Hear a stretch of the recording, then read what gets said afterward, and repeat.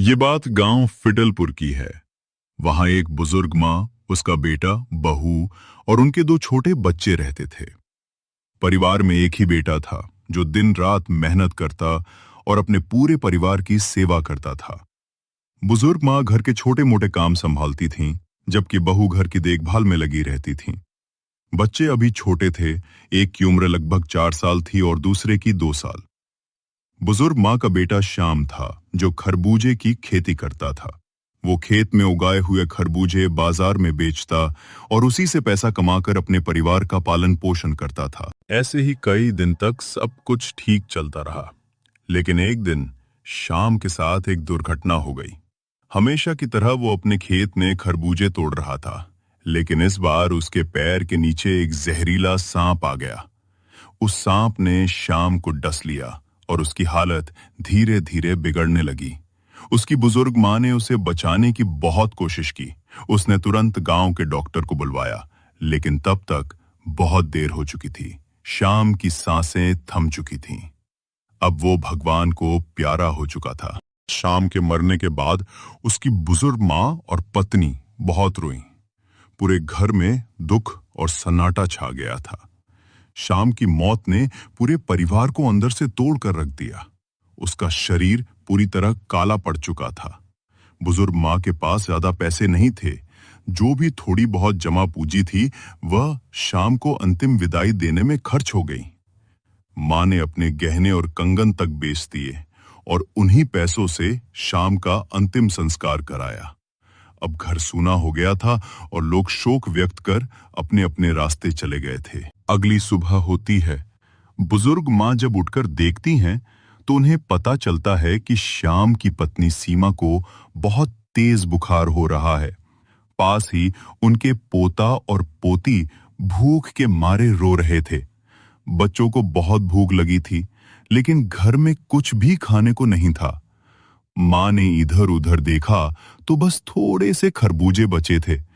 उन्होंने वही खरबूजे बच्चों को खाने के लिए दे दिए। लेकिन अब सवाल था, सीमा को बुखार में क्या खिलाएं?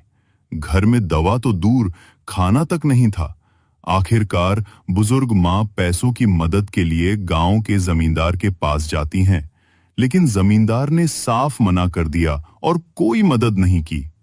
थकी हारी माँ जब वापस घर लौटती हैं तो देखती हैं कि उनकी बहू बुखार में तड़प रही है और घर का माहौल और भी दर्दनाक हो चुका है।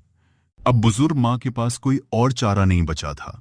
जो थोड़े बहुत खरबूजे बचे थे उन्होंने उन्हें टोकरियों और थैलियों में बांधा और उन्हें बेचने के लिए बाजार की ओर चल पड़ी। काफी दूर तक पैदल चलने के बाद वे बाजार पहुंची। वहां बहुत सी दुकानें थीं, लेकिन माँ के पास कोई अपनी दुकान नहीं थी। वो फुटपाथ पर बैठ गईं और वहीं अपनी खरबूजों की टोकरी रखकर उन्हें बेचने की कोशिश करने लगीं। बुजुर्ग माँ हर समय फूट फूट कर रोती रहीं, लेकिन उनकी ओर कोई ध्यान नहीं दे रहा था। लोग उनके पास से गुजर जाते थे, लेकिन कोई भी उनके खरबूजे खरीदने नहीं आया। दूर से एक अमीर आदमी उन बुजुर्ग माँ को लगातार देख रहा था। उन्हें इस हालत में देखकर वह अंदर से बहुत उदास हो गया। वह उस बुजुर्ग माँ के दुख का कारण जानना चाहता था, लेकिन उस आदमी ने बहुत अच्छे और कीमती कपड़े पहन रखे थे। वह समाज में बहुत बड़ा और अमीर व्यक्ति था। इसी वजह से वह सीधे उस बुजुर्ग माँ के पास जाकर नहीं बैठ सका। उसे डर था कि लोग क्या कहेंगे। इतना अमीर आदमी एक गरीब बुजुर्ग महिला के पास जाकर क्यों बैठा है? इस सोच ने उसे माँ के पास जाने से रोक दिया, लेकिन उसके दिल में मदद करने की गहरी भावना उठ रही थी। वहां पर कुछ दुकानदार आकर खड़े हो जाते हैं और उस बुजुर्ग माँ को देखकर तरह तरह की बातें करने लगते हैं। कोई ताने देता है तो कोई नीचा दिखाने की कोशिश करता है। तभी उनमें से एक आदमी नफरत भरे लहजे में कहता है, इसके बेटे को मरे अभी एक दिन भी नहीं हुआ और ये औरत फुटपाथ पर खरबूजे बेचने बैठ गई है। दूसरा दुकानदार कहता है, जैसे कर्म होते हैं भगवान भी वैसा ही फल देते हैं। वहीं सामने से एक और दुकानदार बोल उठता है, ये गरीब लोग तो रोटी के टुकड़े के लिए अपनी जान तक दे देते हैं। इनके लिए बेटा बेटी, पति पत्नी, धर्म ईमान सब कुछ बस रोटी ही होती है। उनकी बातें सुनकर भी बुजुर्ग माँ चुप रहीं, आंखों में आंसू लिए बस अपनी खरबूजों की तरफ देखती रहीं। वहां सभी लोग उस बुजुर्ग माँ का मजाक उड़ा रहे थे। कोई ताने मार रहा था तो कोई उसे नीचा दिखा रहा था। लेकिन एक अमीर आदमी पास ही खड़ा ये सब कुछ चुपचाप देख और सुन रहा था। उसका दिल माँ की हालत देखकर बेहद दुखी हो गया था। वो मदद करना चाहता था लेकिन समझ नहीं पा रहा था कि कैसे मदद करे। फिर उसने पास की एक दो दुकानों पर जाकर चुपचाप जानकारी ली। उसने पूछा कि इस बुजुर्ग माँ के साथ ऐसा क्या हुआ है, और तब जाकर उसे पता चला कि इस माँ का बेटा श्याम एक दिन पहले ही दुनिया से चला गया है।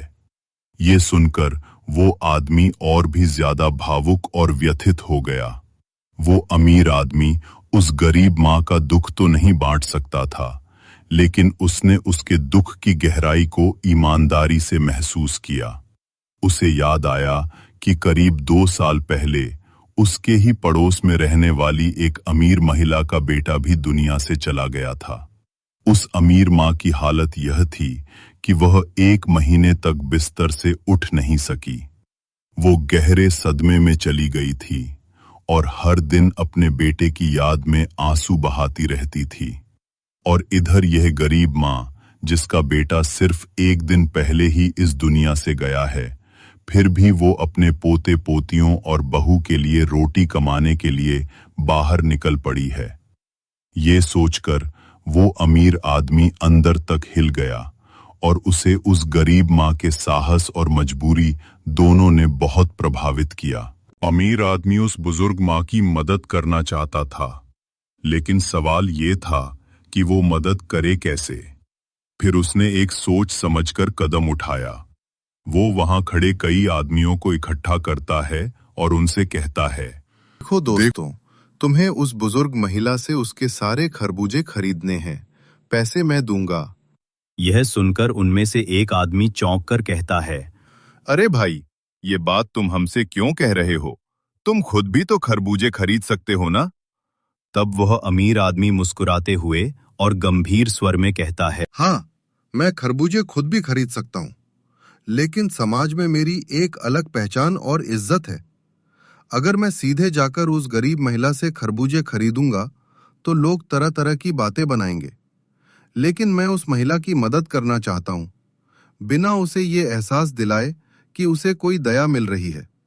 इसलिए मैं चाहता हूँ कि तुम लोग उसके सारे खरबूजे खरीद लो। पैसे मैं दूंगा। उसकी बात सुनकर सब लोग भावुक हो जाते हैं और बुजुर्ग माँ की मदद के लिए आगे आ जाते हैं। फिर सब लोग एक एक करके उस बुजुर्ग माँ के पास जाते हैं और उससे उसके सारे खरबूजे खरीद लेते हैं। थोड़ी ही देर में उसकी पूरी टोकरी खाली हो जाती है। ये देखकर अमीर आदमी बहुत खुश हो जाता है, क्योंकि उसकी कोशिश से उस गरीब माँ की मदद हो सकी। वहीं दूसरी ओर बुजुर्ग महिला भी बहुत खुश होती है और भगवान का धन्यवाद करती है कि आज उसके सारे खरबूजे बिक गए। उसके चेहरे पर संतोष और राहत का भाव आ जाता है। अब वो धीरे धीरे अपने घर की ओर चल पड़ती है। चलते चलते वो घर पहुंच जाती है। घर में आकर वो देखती है कि उसकी बहू ने अभी तक कुछ भी नहीं खाया था और वो कमजोरी और बुखार में चुपचाप पड़ी थी। बुजुर्ग माँ ने बिना देर किए रसोई में जाकर कुछ खाना बनाया और फिर अपनी बहू और पोते पोतियों को खाना परोस दिया। उन्होंने सबको प्यार और ममता से खाना खिलाया। उस दिन घर में फिर से जीवन की एक हल्की सी किरण दिखाई दी।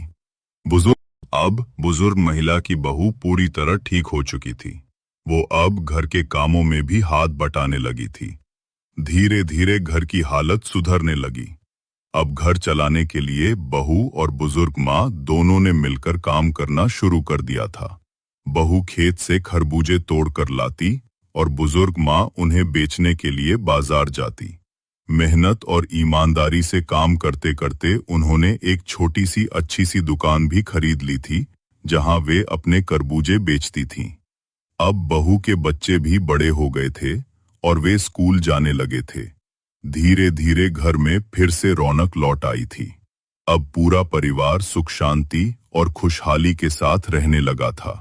कहानी हमें ये सिखाती है कि कठिनाइयां चाहे जितनी भी बड़ी क्यों न हो, हिम्मत, मेहनत और एक दूसरे का साथ हो तो हर दुख का हल निकल सकता है।